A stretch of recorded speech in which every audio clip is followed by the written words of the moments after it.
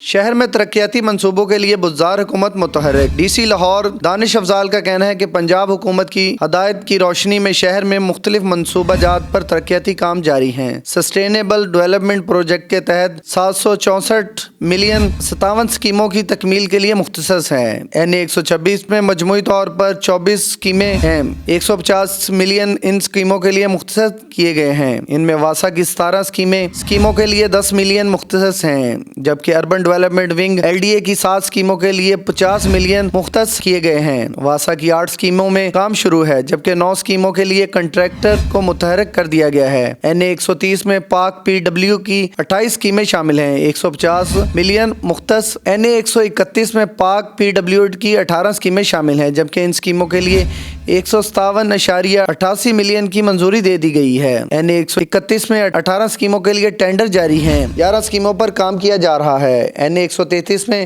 MCL کی 1 جبکہ 5 million مختص، PHAED کی 1 اسکیم جبکہ 5 ملین مختص اور واسا کی 13 اسکیمیں شامل ہیں، جبکہ 100 ملین مختص کیے گئے ہیں۔ NA-133 میں 13 اسکیموں کے ٹینڈر بھی جاری کر دیے گئے۔ NA-133 کی 15 اسکیموں کے لیے مجموعی طور پر 100 ملین مختص کیے گئے ہیں۔ NA-134 میں PHED کی 2 اسکیمیں جبکہ 100 ملین مختص ہیں۔ NA-135 میں لیسکو کی 1 اسکیم جبکہ 1 ملین مختص ہیں۔ PHED کی 3 اسکیمیں 22 ملین مختص ہیں۔ LG&CD کی 2 اسکیمیں شامل ہیں، جبکہ 18 ملین مختص کر دیے گئے ہیں۔ ان اسکیموں میں ٹینڈر کا عمل جاری ہے۔ NA-135 کی 6 اسکیموں کے لیے مجموعی طور پر 115 ملین مختص کیے گئے ہیں۔